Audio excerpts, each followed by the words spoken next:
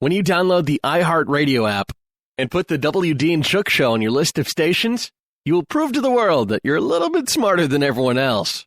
The W. and Shook Show, your connection to the signs of the times. Now, you have a source for the truth in the news. W. Dean Shook, End Time News. Your connection to the signs of the times. Welcome to this edition of End Time News. I'm your host, W. Dean Shook, and of course, as usual, I'm bringing you the backstory behind the prisoner swap for the 5 terrorists at Guantanamo Bay. According to the Washington Post, top Republicans on the Senate and House Armed Services Committee has accused President Obama of having broken the law, which requires the administration to notify Congress before any transfer from Guantanamo is ever carried out. The law requires the Defense Secretary to notify relevant congressional committees at least 30 days before making any transfer of prisoners to explain the reason and provide assurances that those released would not be in a position to re-engage in activities that could threaten the United States or its interests. However, lawmakers were not notified of the Guantanamo detainees' transfer until after it occurred. House Armed Services Committee Chairman Howard P. McKeon, the ranking Republican on the Senate Armed Services Committee James M. Inhofe, said in a joint statement, trading 5 senior Taliban leaders from detention in Guantanamo Bay for Bergdahl's release may have consequences for the rest of our forces and all Americans. Our terrorist adversaries now have a strong incentive to capture Americans. That incentive will put our forces in Afghanistan and around the world even at greater risk. A senior administration official agreeing to speak on the condition of anonymity to explain the timing of the congressional notification acknowledged that the law was not followed. When he signed the law last year, Obama issued a signing statement containing that the notification requirement was an unconstitutional infringement on his powers as commander-in-chief, and he therefore could override it.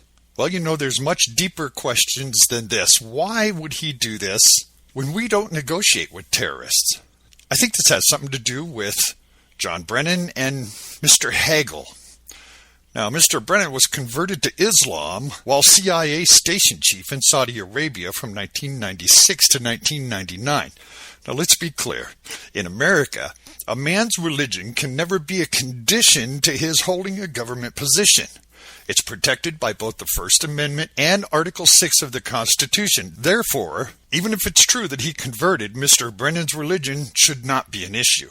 However, according to Mr. Guantanamo, a former SWAT team leader at the FBI, counterterrorism and Muslim Brotherhood specialist and Marine platoon commander, what should be an issue was the Saudis' targeted recruitment of Mr. Brennan to the ideology of Islam while he was serving as the CIA station chief in Riyadh. This was not just a conversion, but a political act by a foreign intelligence service. This would indicate Mr. Brennan's susceptibility, whether witting or unwitting, to manipulation by a foreign intelligence entity. It's interesting that no counterintelligence alarm was triggered at the time that this alleged conversion was occurring. Most likely that's because at the time the sophisticated Islamic objectives that drive the global jihad movement by the Muslim Brotherhood was not understood by those who witnessed his conversion. Claire Lopez from the Center of Security Policy has pointed out our counterintelligence defense system is broken. The Muslim Brotherhood's core threat doctrine, the ideology of Islamic Jihad and Sharia law, is seen as benign. Mr. Brennan's activities as the president's top counterterrorism advisor has been at the forefront in the Muslim Brotherhood effort in the United States. The Brotherhood has succeeded in convincing the U.S. government to remove from official documents and training curriculum all references to Islamic doctrine, Sharia law, and scriptures that relate to terrorism. Further, scheduled lectures on Islam have been canceled and instructions have been barred from further presentation. Mr. Brennan's and President Barack Obama's record of empowering the Muslim Brotherhood both domestically and abroad allow the jihadist enemy access to the highest levels of government under the stealth guise of nonviolent outreach partners. For example, terrorists like Nahad Awad, executive director of the Council of American Relations, who has been linked to Hamas, and leaders of the Islamic Society of North America, unindicted co-conspirators from the Holy Land Foundation trial in 2008, work with national security staff providing input to U.S. counterterrorism strategies. That's hardly comforting. And here are the words of Mr. Brennan himself, expressing that jihad is a legitimate tenet of Islam. Please listen. Our enemy is not terrorism because terrorism is but a tactic. Our enemy is not terror because terror is a state of mind, and as Americans, we refuse to live in fear. Nor do we describe our enemy as jihadists or Islamists because jihad is a holy struggle, a legitimate tenet of Islam. And we also have the issue of Mr. Hagel, Secretary of Defense, and about the disclosure of his past and current financial arrangements, his position at our defense budget, and the appearance of Al Jazeera, where he characterized the United States as a bully in world affairs, is more than troubling. Al Jazeera is owned by the government of Qatar, which is where these released terrorists from Guantanamo Bay went, which has now been revealed as a major contributor to the Atlantic Council, where Mr. Hagel was the chairman. According to Cliff Kincaid, the director of the Center for Investigative Journalism, Mr. Hagel's position on the defense budget, as well as his likely support for U.S. nuclear reductions beyond the latest level of 1,500 weapons, also should raise serious concern. This is particularly true in light of North Korea's recent nuclear test explosion and Iran's continued drive to achieve nuclear weapon capability. Moreover, General Victor Essen, former chief of staff of Russia's strategic rocket forces, stated in a Wall Street Journal interview on February 11th that Russia estimates China has 16 to 1,800 warheads, not the 3 to 400 that our intelligence community claims that they have. So why is Mr. Hagel's financial record so important? That's because there's a secret Hagel donor. When asked, a White House spokesman ducks the questions on donations and funding from Friends of Hamas. On Thursday, Senate sources told Breitbart News exclusively they've been informed that one of the reasons that Secretary of Defense Chuck Hagel has not turned over requested documents on his source of foreign funding is that one of the names listed in a group reportedly called Friends of Hamas. Yesterday, 25 senators sent a letter to Hagel demanding information on his foreign funding. Hagel has refused all such requests. Called for comment and reached via telephone, Associate Communications Director at the White House, Eric Schultz, identified himself, heard the question, was silent for several seconds, and then hung up the phone immediately without comment. Called back via the White House switchboard, Schultz's phone rang through to his answering machine. Called on his cell phone, Schultz's phone rang through to his answering machine. He refuses to answer those questions. So is America just not falling fast enough for the Obama administration? Seems they have freed 36,000 illegal aliens with serious criminal convictions.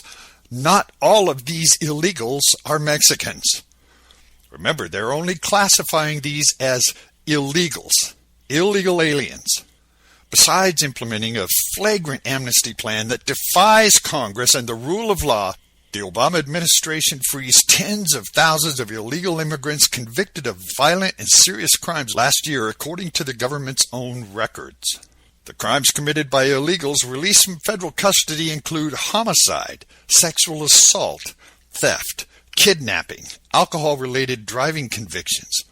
In all, Immigration and Customs Enforcement freed 36,000 aliens convicted of 88,000 crimes from detention centers throughout the United States, according to the breathtaking agency records, which were obtained this month by a nonpartisan research group dedicated to studying immigration issues. The Washington, D.C.-based group Center for Immigration Studies published a chart with a breakdown of the crimes committed by illegal aliens who now roam freely in unsuspecting U.S. neighborhoods. Of interest note is that the majority of the released from the ICE custody were discretionary, CIS found, which means that they were required by law. In some instances, the releases were actually contrary to law, and local illegal immigration sanctuary policies did not play a role in the vast majority. This indicates that it's part of the Obama administration's broader amnesty policy, which has favored letting illegal aliens outside detention centers while their cases are being resolved. Let's take a look at the breakdown of crimes committed by this last batch of freed illegal aliens. The records show that more than 16,000 were convicted of driving under the influence of drugs or alcohol. Over 9,000 had dangerous drug convictions. 1,075 were convicted of aggravated assault, 426 of sexual assault, and 193 were convicted of homicide. Additionally, the records show that 1,160 of the freed illegal aliens had stolen vehicle convictions, 303 kidnapping convictions, 303 flight escape convictions, and not all of these illegal aliens are Mexican. Let's hear what the border cities are reporting on their news. Nearly 9 years after 9/11, the United States is still facing a major terror threat. You may be surprised to learn who agents are catching trying to cross the border from Mexico. We reviewed congressional reports and traveled to the Southwest to find a threat that affects us here in Metro Atlanta. The Border Patrol uses ATVs and horses to patrol the 2,000-mile southwest border. Most of the illegals are from Mexico or South America, but thousands are classified as OTMs, other than Mexicans, including hundreds from nations that sponsor terror.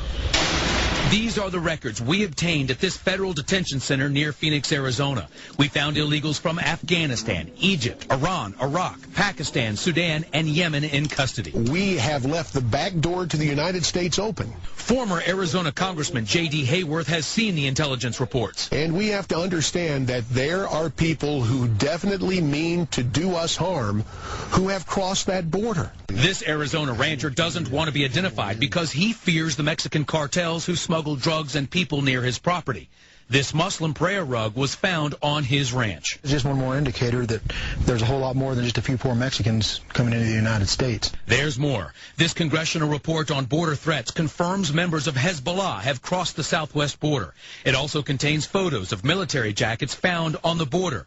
The Arab insignia reads, "Martyr, way to eternal life." The other depicts a plane crashing into the Twin Towers. The American public has been kept in the dark about this whole issue. Was a Border Patrol agent for 20 years. He worries about the dangerous people who get through and may be living among us. In my experience, for every one apprehended, there was at least 10 that would escape apprehension. The congressional report also reveals the route Middle Easterners take. They travel from Europe to South America to the tri-border region, where they learn to speak Spanish, then travel to Mexico and blend in with other illegals heading to this country. One of the world's most wanted terrorists was actually spotted in Atlanta, and speculation is that he came up through the mountains into this country through the Mexican border. Adnan Shurkajuma is a Saudi Arabian pilot and bomb expert with a $5 million bounty on his head. He spent time in Atlanta just prior to 9/11 and left on a bus. In 2004, Shurkajuma was one of 7 al-Qaeda members the feds were looking for after they were spotted in Central America and believed to be heading for the U.S. The most grave concern from the congressional report that Mexican drug cartels will help terrorists smuggle weapons across remote border crossings. Because if we learn nothing from 9/11, certainly we should have learned that borders are important. And former Arizona Governor Janet Napolitano is now Secretary of Homeland Security. We wanted to ask her about the border threat, but our request for an interview was never answered. A lot of eyes are on Arizona right now because of the controversial immigration law. But there is another concern there many people know very little about. People from terrorist nations are among the hundreds of thousands of people caught each year crossing the Mexico-U.S. border. Channel 2's Justin Farmer recently traveled there and shared what he learned with a Georgia congressman. Justin. Well, Monica, we have documents showing people from Afghanistan, Iraq, Pakistan, all in custody for trying to sneak into the U.S. from Mexico. We rode along with Border Patrol agents to get a sense of what it takes to get here, and we surprised Congressman Paul Brown with what we learned. Spot something? They're running south. They know that somebody's after them. In the Arizona border town of Douglas. And they've apprehended them just now, so we're going to try and catch up with them. It's a 24/7 game. We've got more people jumping. Of cat and mouse. 10-4-306 is in the area. Border agents use cameras, night vision, and underground sensors to track and catch illegals who jump the fence between Mexico and the U.S. They walked around in a circle. We were with border agents as they caught these two men. I caught this guy less than a week ago. We catch the guys, they release them, and a couple of days later, they're back again. That doesn't solve any problem. It just keeps the back door to the United States, for all intents and purposes, wide open. The Douglas border fence is easy to jump. It's relatively short. There's no razor wire. And just a couple miles outside of town, you can walk right into the United States. This fence is only meant to keep drug smugglers from driving their vehicles across. Agents have 2,000 miles of southern border to patrol and protect. In some cases, you can still find the barbed wire fence. This is the busiest spot in the nation for Border Patrol. Last year, they apprehended 250,000 people trying to enter the U.S. in the Tucson sector alone. Most are from Mexico or South America. Almost 20% have criminal records. And every year, hundreds of people caught crossing are found to be from terrorist nations. Since January, Border Patrol agents have been on the lookout for 23 Somalis with ties to al-Qaeda. The Somali terrorists were released from a Mexican prison and believed headed for the U.S. border. But hundreds of people from more than a dozen nations that sponsor terror are being captured every year sneaking into the country. The government no longer releases this list of what they called captured OTMs, other than Mexicans. But we obtained the list from a congressional staffer. It reveals that 9 years after 9/11, our open borders remain a major threat. Iran, 42. Iraq, 42. Georgia Congressman Paul Brown is on the Homeland Security Committee, yet he had never seen this list until we showed it to him. It is shocking to see the amount of people from Middle Eastern countries coming in on that report. I tell you, this is something that our committee members really need to see. I'd like to have a copy of that list to take with me back to Washington so that I can share it. Congressional reports show that Mexican drug cartels tightly control the smuggling of people and drugs. It's feared they're also helping smuggle terrorists and weapons into the U.S. The Arizona border may be 1,500 miles from Atlanta, but what's happening here impacts everyone in America. We have hundreds and hundreds of folks coming from Middle Eastern countries, and frankly, I don't think most of these people are coming here to cut our grass. We must secure the border. Well, go to the 2 Investigates page at WSBTV.com to see our complete list of people detained from nations that sponsor terror. And next Monday, we will have much more on the border threat, including the Mexican drug cartels and the route drugs take from the border right here to Metro Atlanta. Monica. Thank you very much, John. First in HD, this is 13 Eyewitness News Tonight.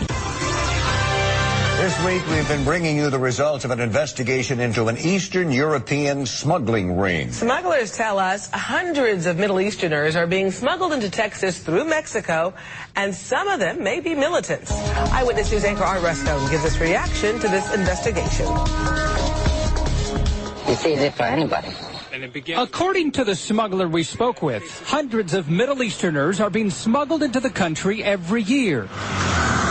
And at least through our discovery, they seem to come with ease across Central American borders and eventually into the United States. It happens all the time? All the time. So, what does the Department of Homeland Security say about this smuggling ring?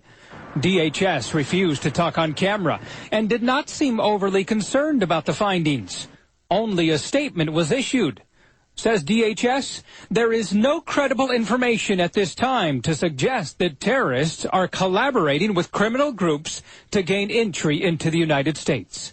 This is absolutely an embarrassment that Homeland Security, I literally don't pay any attention to these people anymore in headquarters. Just ignore them. Congressman John Culberson, who has been on the forefront in calling for much tougher border security, calls the Homeland Security Department statement laughable. This statement from Homeland Security is absurd, indefensible, and I just think, frankly, the Department of Homeland Security in Washington ought to be largely shut down. Stand to the U.S. there. I'm so glad you are covering this, Art, because for the last several years I've been ringing the fire bell about the threat to our nation's security posed by Middle Easterners, terrorists being smuggled into the U.S. over the human and drug smuggling routes. This is a no-brainer, and these smuggling routes should have been shut down a long time ago. In fact, even the FBI has long recognized that our southern border is an easy entry point for militants, eagerly and patiently trying to create terrorist sleeper cells. FBI Director Robert Mueller said in a visit to San Antonio, "We have had indications that leaders of other terrorist groups may be contemplating assuming the identities of others and trying to get across the border." I'm sick and tired of excuses. We need action. I mean, we are literally drowning in gang members and drugs and criminals and now terrorists who are coming here to hurt us, and they're going to hurt us badly. We're going to get hit again, and it's going to be bad. U.S. Texas Senator John Cornyn agrees, telling Eyewitness News late today, "I have no doubt that al-Qaeda terrorists and sleeper agents continue to try to enter the United States illegally. Reports like this are good examples why we need immigration reform." While the debate over border security and immigration continues, so does the flow of smuggled immigrants. Among those, perhaps militants, possibly using the same smuggling route that we walked in Central America. Art Rascone, 13 Eyewitness News. Now, incredibly, this is not the first time this happens.